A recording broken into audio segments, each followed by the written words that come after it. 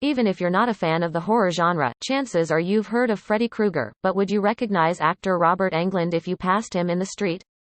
Englund played the iconic villain for the first time in 1984's A Nightmare on Elm Street and went on to reprise the role a whopping 7 times, making his final bow as the scarred serial killer in 2003's Freddy vs. Jason.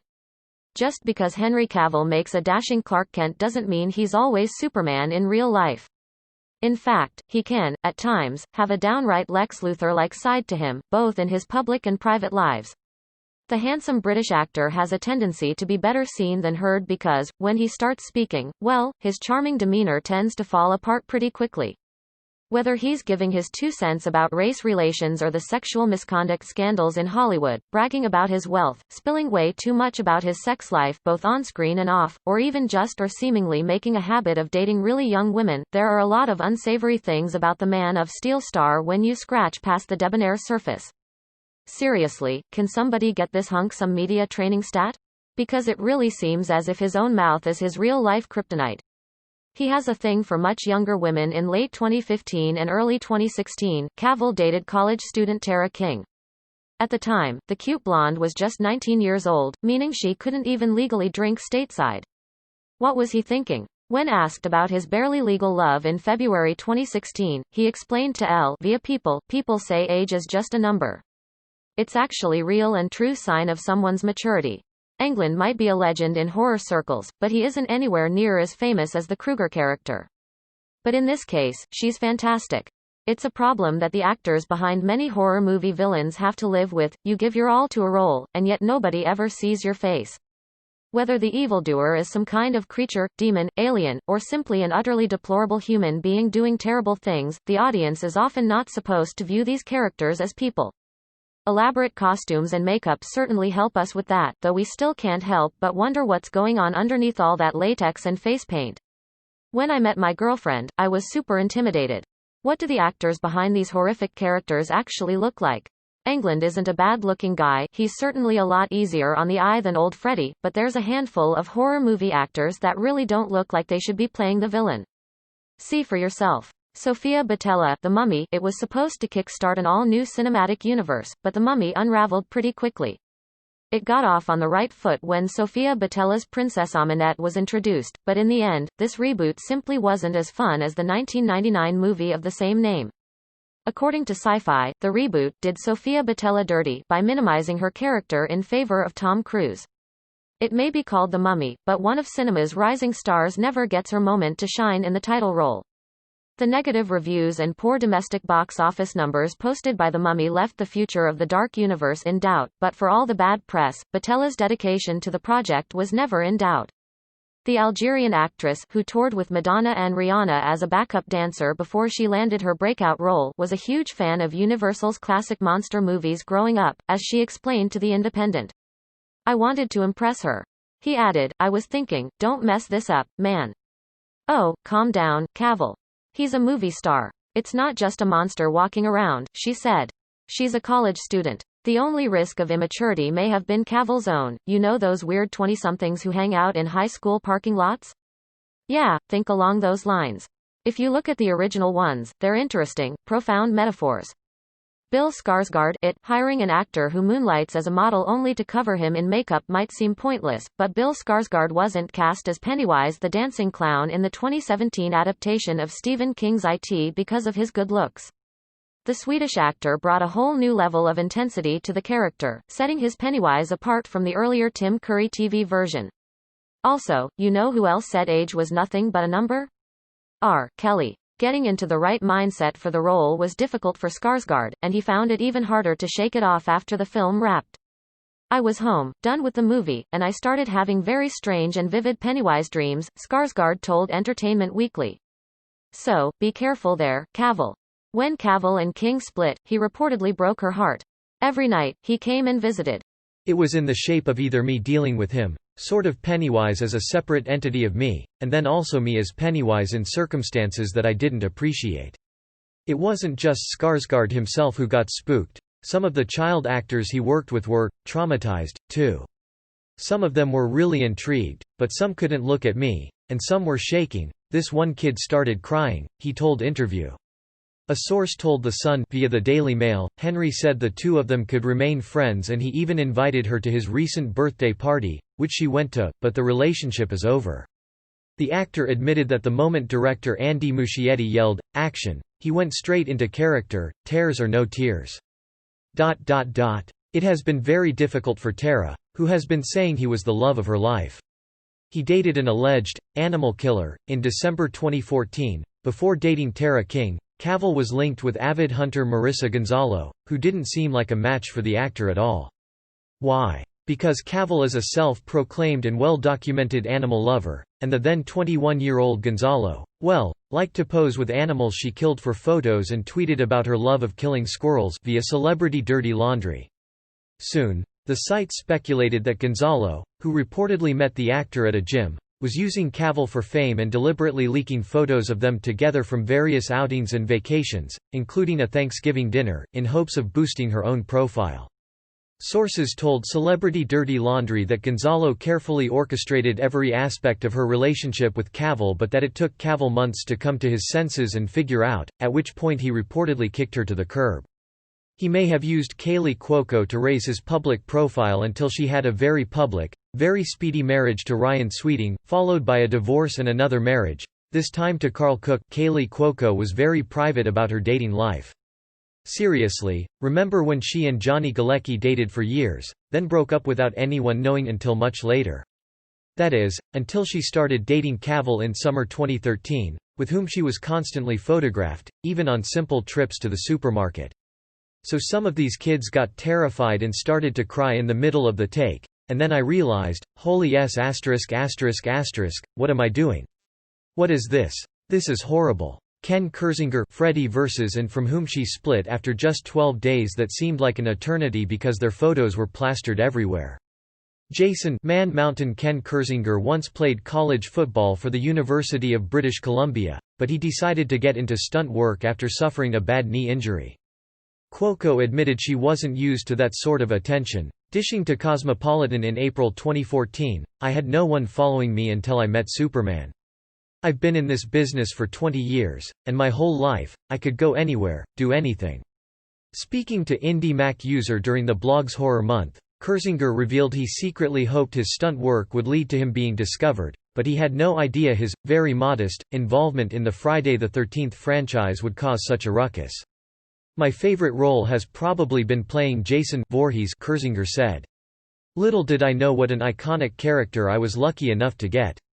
He donned the famous mask for the first time in 1989's Jason Takes Manhattan as a stunt double and later appeared as one of Jason's victims. "There had not been one paparazzi photo of me until like several months ago. The recognition was crazy. Considering paparazzi never caught her with anyone else, you have to wonder if Cavill was behind, or at least complicit in, their seemingly impromptu photo ops. He has no clue what he wants from women despite Cavill's propensity to date much younger women. He previously gushed about wanting to date a woman close to his own age who had her own life and career. Kirzinger banked his stuntman checks and forgot all about the character until he was offered the chance to play him for real. "When I was asked to play Jason in Freddy vs. What Gives, Bro?" Cavill told Playboy, via a very dedicated fan site that preserved the text, "It's tough for anyone to be in a relationship with someone like me. Jason, I didn't know it was such a big deal," he said. "It's a tough lifestyle. If I want someone who's a professional, they've got their own ****t going on. Since Freddy vs. So unless I meet someone who's very, very young who hasn't yet started trying a career like that, you can then go, okay, I'm going to travel with you and do some stuff, maybe all right or whatever, I'll entertain myself or build my own kind of traveling career. I'm looking for someone who's my own age and will have a career." Jason became arguably the most successful of the Jason installments. "I have been humbled by the attention I have gotten, and very appreciative." The nature of this particular Jason Voorhees movie meant that Kirzinger even got the chance to act heroic for a moment, decapitating Robert Englund's Freddy Krueger in the closing moments.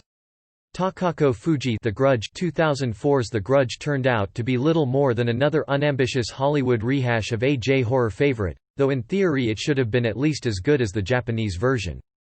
Takashi Shimizu, director of the original Ju-on, agreed to helm the Americanized remake, and he was joined by Takako Fuji, the woman behind creepy as hell ghost Kayako. Speaking to IGN, Fuji admitted that the difference in budgets was stark. "The Hollywood remake obviously is a bigger production," she said. "We were able to build the sets and everything, where we can do more stuff. So contrary to Japanese production, we have to use existing houses and we are not allowed to use different equipment and stuff, so we have to use whatever is available to us." Alas, the reboot proved far less popular with critics than the bare-bones original.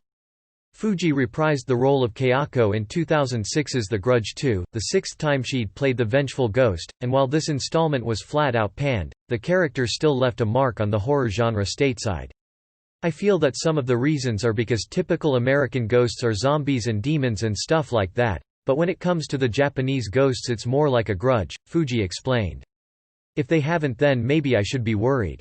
People's feelings are into it. I think that's something new to America. It's easier said than done." His brain is usually in the gutter. In an interview with typically squeaky clean Jimmy Fallon in August 2015, Cavill was asked about his workout regimen to get in shape to play Superman. Responding to the question, Cavill shared, "For cardio. I think that's maybe what makes it scary." Bonnie Morgan Rings. When Hollywood adapted Hideo Nakata's Ringu for Western audiences, they swapped out Japan for the States and changed the name of the movie's obligatory creepy dead girl from Sadako to Samara. A young Davy Chase, who also grew up to be gorgeous, played Samara in 2002's The Ring and appeared in 2005's The Ring 2 via archive footage, but the majorly creepy stuff in the sequel was done by contortionist Bonnie Morgan. The studio initially intended to use special effects for some key Samara scenes, but the stunt coordinator was a friend of Morgan's and suggested they use her instead. Run. That's the savory answer. We all know what he actually meant, especially when he looked around suspiciously and said, "It burns a lot of calories." That same month, he told The Guardian that playing Superman is like shagging someone for the first time. He elaborated, "Sometimes it turns out to be amazing. They contacted me to see if I could create an iconic movement from my contortionist background that would look really special and really different," Morgan told Bloody Disgusting. "Mostly you're trying to get each other's rhythm going. Real is always more scary. The spider walk originated on my living room floor, and we shot some footage of it, and the director could not have been more excited with the result." The work Morgan did on The Ring 2 led to her getting the part full-time when an unexpected sequel was green-lit years later. "It's on the next go that you start to expand." When Shortlist asked Cavill whether he wears swimming shorts or budgie smugglers, Speedos, for the uncultured, he replied, definitely swimming shorts. More like a pair at Smugglers." A decade had passed since the last movie, and Morgan had almost given up any hope of reprising the role of Samara, but she was back at her bendy best in 2017's Rings. "A macaw or something. Perhaps a large bird of prey." The redhead told Daily Dead that she'd be up for a fourth installment. Paul T. Taylor Hellraiser. Judgment. He had 0 lines, but Paul T. Bald Eagle. Taylor was still thrilled to make his big screen debut in Robert Rodriguez's neo-noir classic Sin City in 2005. There you go. Cavill also admitted that, when filming a racy scene for The Tudors, things got too real. "A girl had to be on top of me, she had spectacular breasts and I hadn't rearranged my stuff into a harmless position. She's basically rubbing herself all over me and, it got a bit hard," he confessed to The Independent.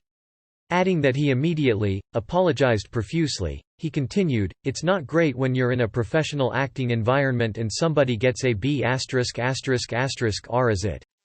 He has no idea why catcalling is terrible. Henry Cavill must love the taste of shoe leather because he has a habit of putting his foot in his mouth."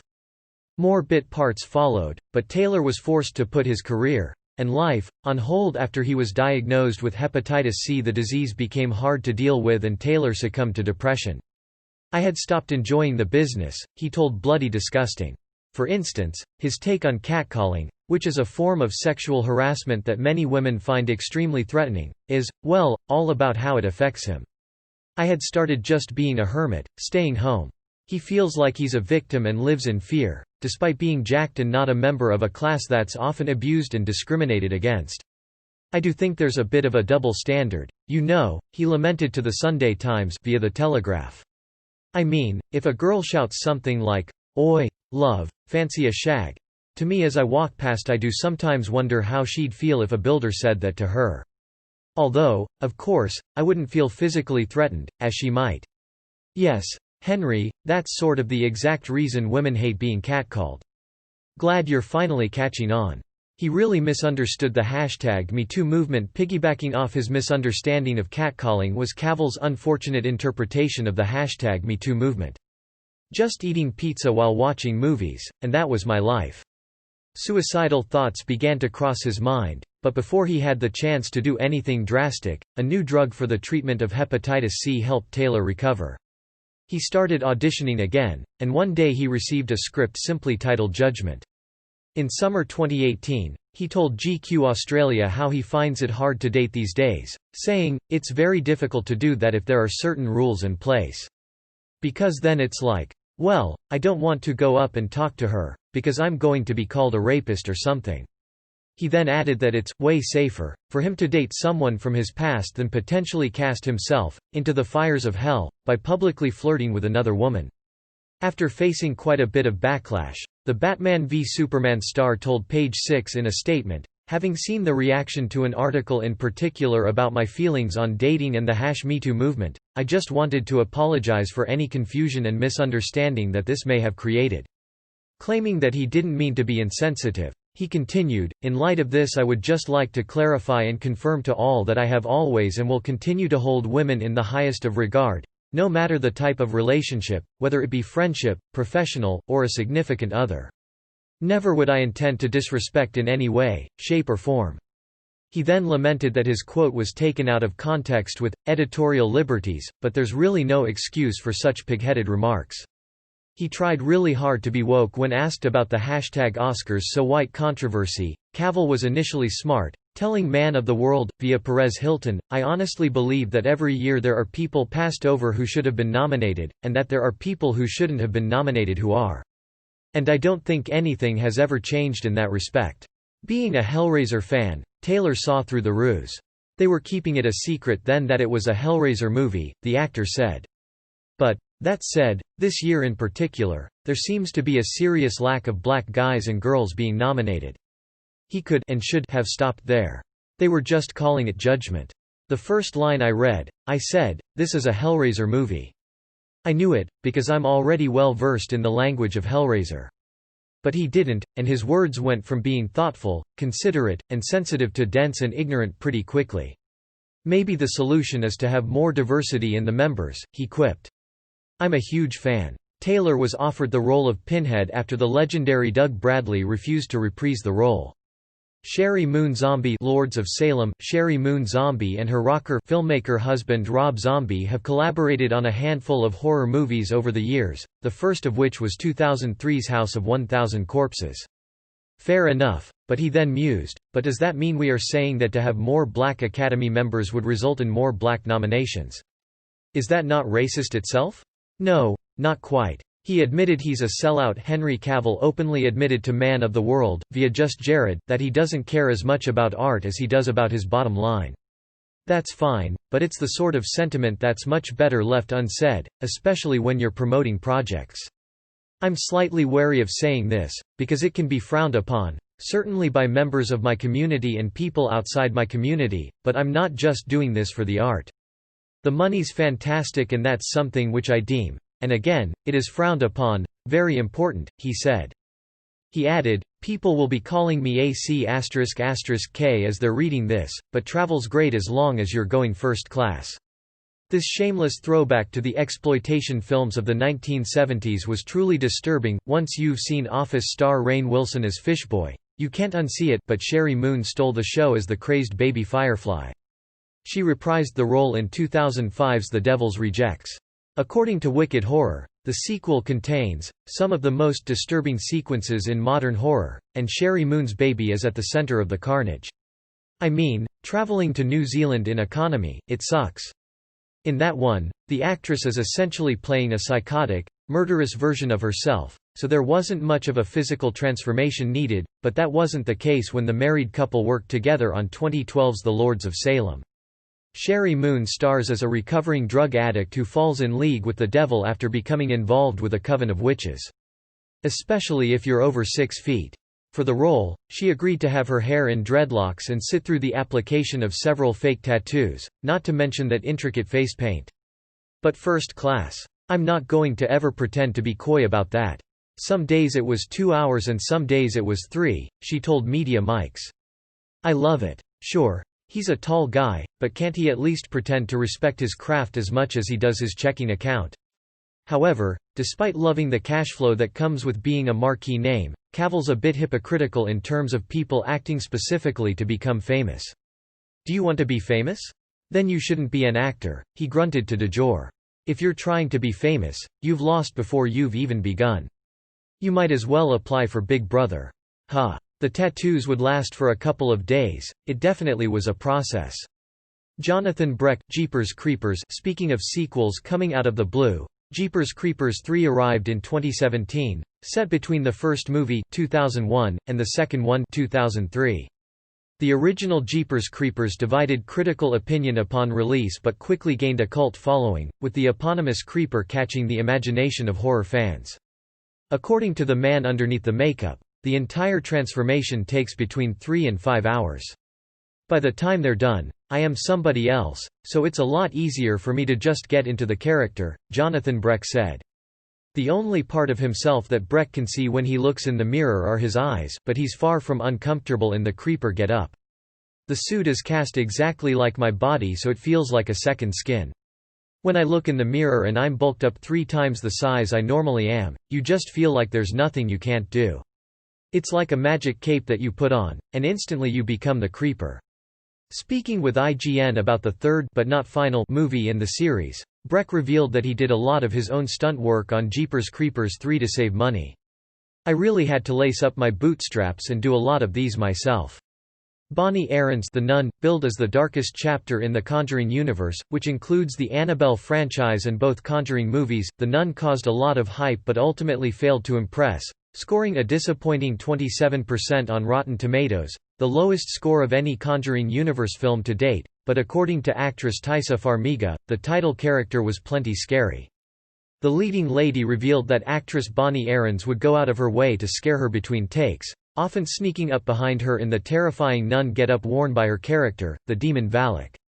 Aarons had a blast on set, telling Coma Music magazine, "Shooting the movie was a whole lot of fun. I love to entertain people and the demon nun has delivered quite a thrill." Making Aarons, who describes herself as gregarious, glamorous and gory, look that scary didn't take as long as you might imagine. "I am not wearing that much makeup, it was strategically painted on," she said. "It took about 1.5 hours. I wore a whole lot more makeup in the other films I have done.